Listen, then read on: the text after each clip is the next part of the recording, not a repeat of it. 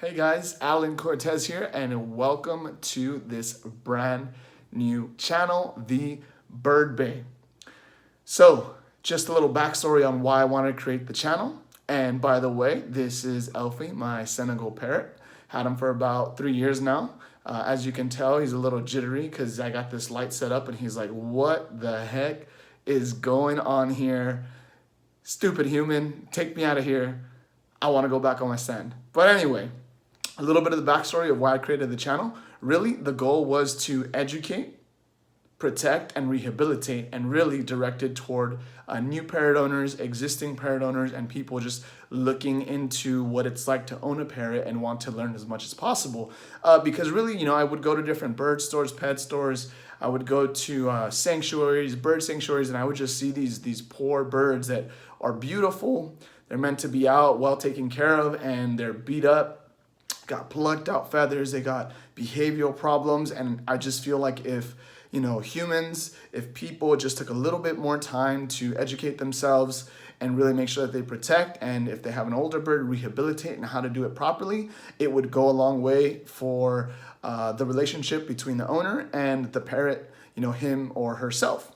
So I want you to formally meet Elfie, aka Elfie Welfinator, Mr. Pooper, Poops, Mr. Stinker, Stinker, Little Buddy. I can't think of all the nicknames that I call him, but I don't know how I just came up with all these different nicknames. So Elfie is a DNA tested male Senegal parrot out of the country of Senegal, which is located in West Africa. That's where this species is normally from.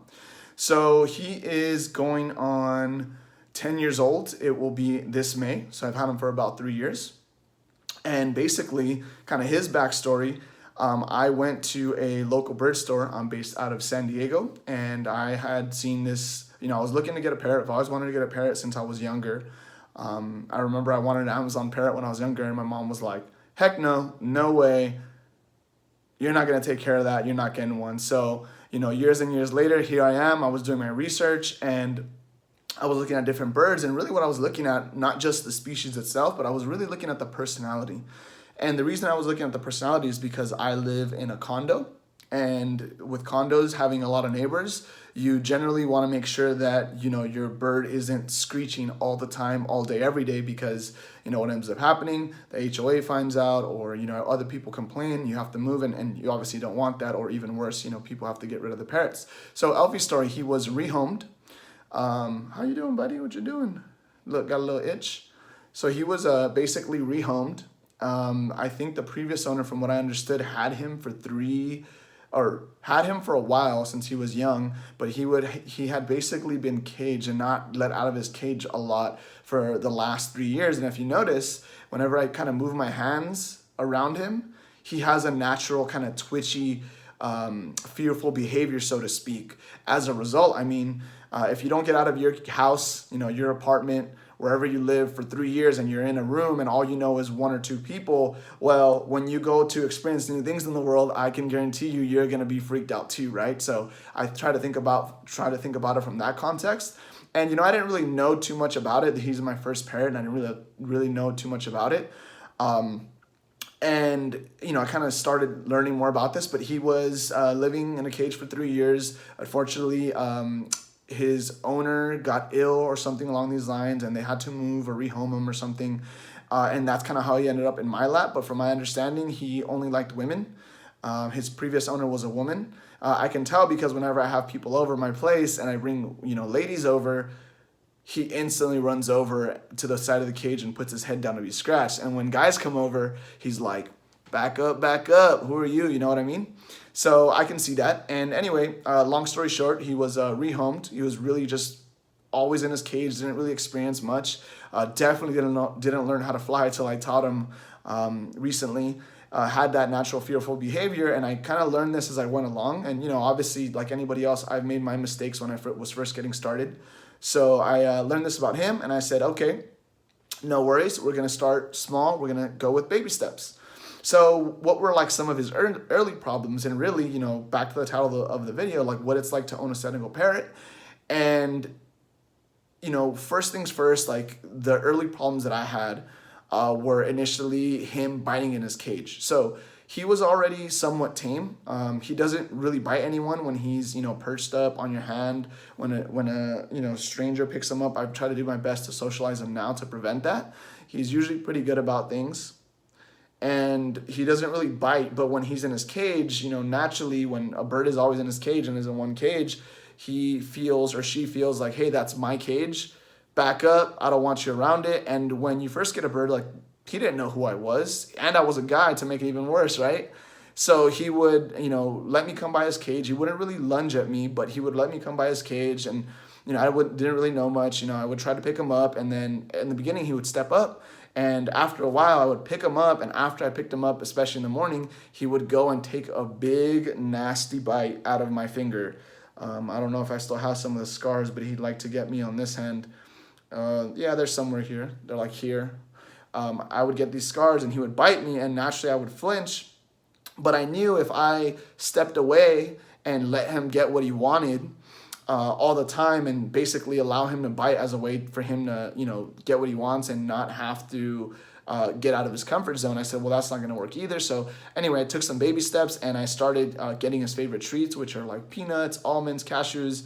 And every time I would come by the cage, I would ask him to step up because I already knew how. And as soon as he would step up, I would give him a treat. So I would try to develop a positive relationship, positive reinforcement. Give him a treat, step up, little buddy. And, obviously if he's got something in his hand, in his mouth, he's way less likely to bite you because, number one, he has a treat. He's not going to want to drop it. Number two, actually, there was a time my girlfriend, he was being weird with my girlfriend, and he switched teams on her. What you want?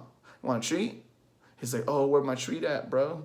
My girlfriend, there was an instance where she would try to pick him up and give him a treat. He would drop the treat and then proceed to try to bite her. But ever since then, we've obviously worked together, similar mechanism, positive reinforcement, back to back with, myself and him, herself, and, him as well. And he's come a long way. But that was his initial problem, was biting in his cage. I just got that positive reinforcement instead of, trying to flick him off or, do something that's going to make him even more fearful, especially of my hands, which is something that you don't want and something I really wanted to work on. I just led with positive reinforcement. And over time, he literally just stopped biting me, got used to me. And that's what's going to happen when you first get a bird, especially if he's an adult and you don't know too much of the underlying problems that he had before.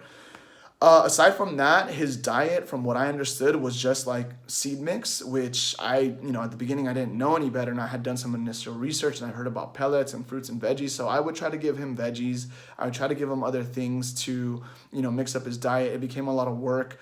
But, I later learned that the seed diet that he had wasn't the best, way about keeping him healthy. So I since then switched him over to a pelleted diet. So that was one of the things that I made sure I got down. And then aside from that, when I first got him, he was not really yelling the first 1 or 2, 3 days. But then after a while, he likes to chew on my earrings, and like a creep likes to lick on ears. Oh my God, there was this one time where he was like over here, chomping on my ear, trying to get the salt or whatever's on there. And I look over and he's like chomping. And then I just look over and he's like, like he wanted to throw up. I'm like, why are you licking on my ear, buddy? That's what happens. And I just could not stop laughing.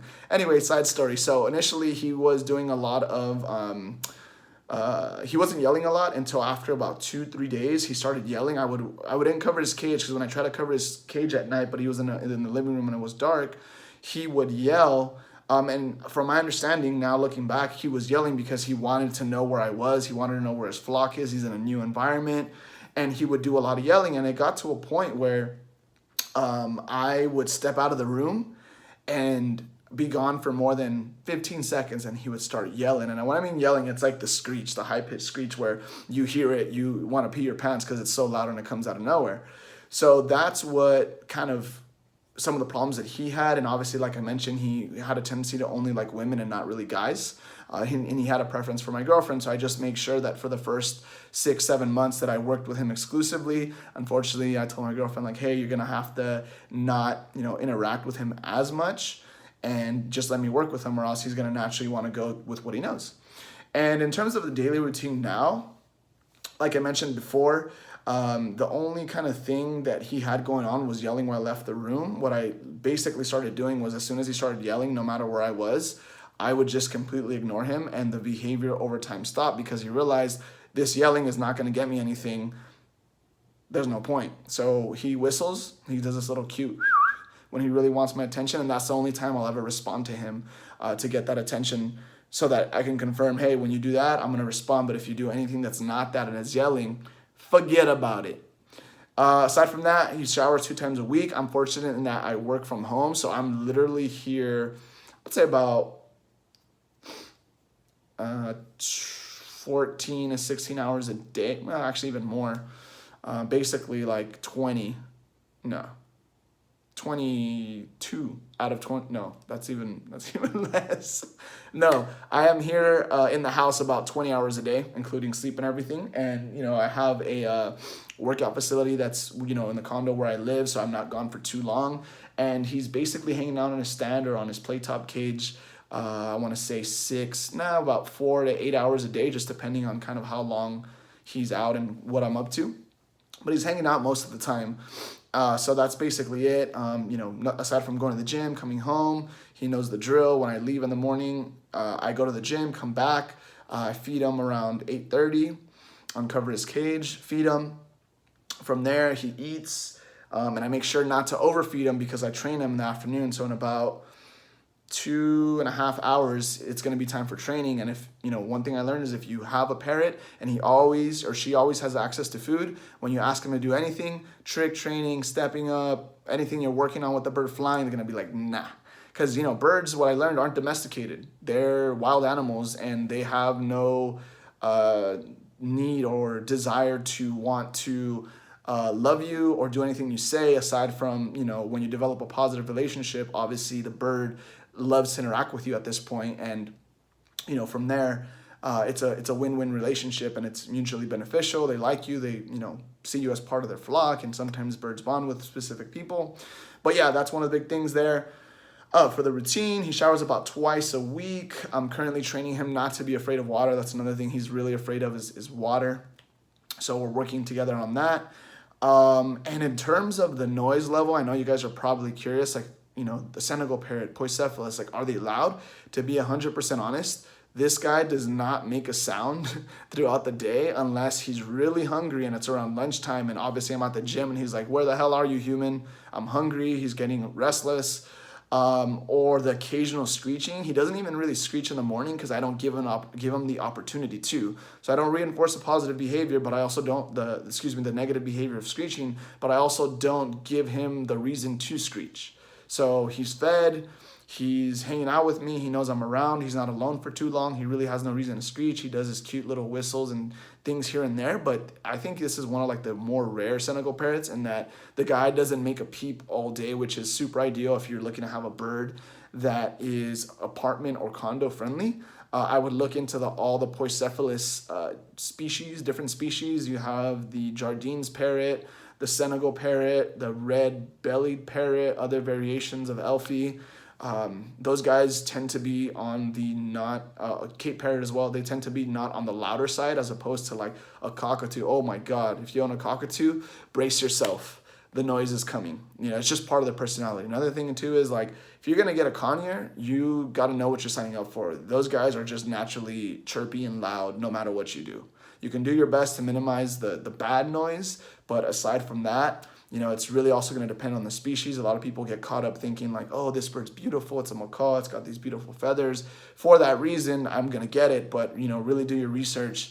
And then there's also the bird's personality. Like, this guy is super mellow. He's like a stoner bird, the way that I would describe it. He just hangs out, doesn't do much, doesn't get into too much trouble. He'll play, he'll interact with me, he'll let me give him lubbies, all that good stuff. But in terms of, or like yelling for no reason or being extremely loud for no reason, that's not him. And when I'm doing work at home, he's sometimes taking a nap, hanging out, entertaining himself. Because the other thing that I learned too is, if you're always trying to give your bird attention and they become extremely dependent on you, that's not ideal either, because as soon as you walk away from a room, as soon as you do anything that's not, hanging out with them, then that sometimes can tend for them, that can lead them to want to, yell and screech as well. But aside from that, this guy is a super fast learner. He picks up tricks and commands pretty fast. I started target training as soon as I got him. I waited about 2 weeks to do it. In retrospect, I would have waited even longer to let him get used to me. I try to do too much too fast with him, but anyway, no harm, no foul. We developed a relationship since. He knows how to wave, whistle, spin, kiss, teaching him to fetch now, fly. I've got him on the harness to do harness training. And, really just the obstacles that I was overcoming with this guy when I got him, because he was an adult bird and he was rehomed.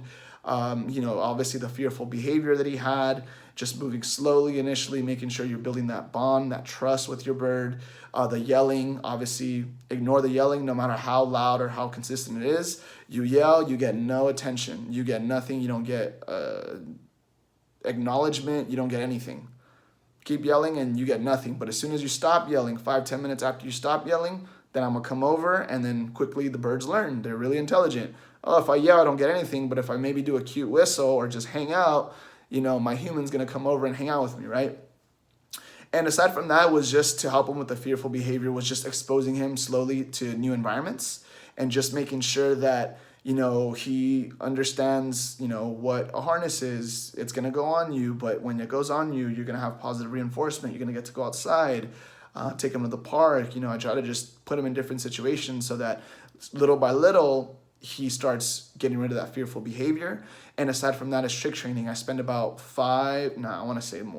at least 15 to 20 minutes a day working on different things with him. Like right now, I'm teaching him fetch, which is more trick training. I taught him how to fly from the very beginning, point A to point B in the beginning. That was a process in itself. It honestly took me about 8 months to get it right, because he had never learned how to fly. And on top of that, he had that fearful behavior, which is not, ideal for flying, but, that's part of being a bird. Like, there's no reason why he shouldn't be able to fly. Give him that confidence and work with him. So that's really what I've been working on from point A to now, basically, these different things. And when you work with your parrots, don't rush things. Don't expect them to do something because you want it. They're going to do it when they're ready. And as long as you're building that bond, as long as you're having that positive interaction with your parrot from the very beginning and you're always reinforcing it, they're going to be willing and more eager to do things with you, because they learn to love you and appreciate you. Maybe not the way a human does, human to human, but you get what I'm trying to say here. But aside from that, that is it for this video on what it's like to own a Senegal parrot, and just wanted to introduce y'all to my little Elfie Welf officially, and I'm gonna have more videos like this coming. I want you guys to comment in the comment section, like, what topics do you want me to cover? Maybe you're a new bird owner or you're looking to get a bird, like, what topics do you want me to cover? I can go into detail with some of these things. I try to take notes as I go through these things to make sure that, I can repeat these processes if I get another bird. Probably by the end of this year, I'm going to get a red-fronted macaw. That'll be the last member of the flock. So sneak peek. And, check out my Instagram. You can follow Elfie and myself as we go through our adventures. That'll be in the descriptions down below. And I'm also going to be creating a new free Facebook group for you guys who have, more specific questions on, training your bird, getting a bird with, developing good behavior with your bird, problem solving with aggression, diet, nutrition, all these different things, whatever questions you have related to parrots. Really, we're just building a community and trying to help one another out, because, the more educated you are, the more you can protect and preserve the happiness and longevity of your bird. And, just if you have birds that come from certain situations, you're able to rehabilitate them. So that's it for this quick training. Alan Cortez, aka the Bird Base, signing out. Thank you, everyone, and I will see you in the next video.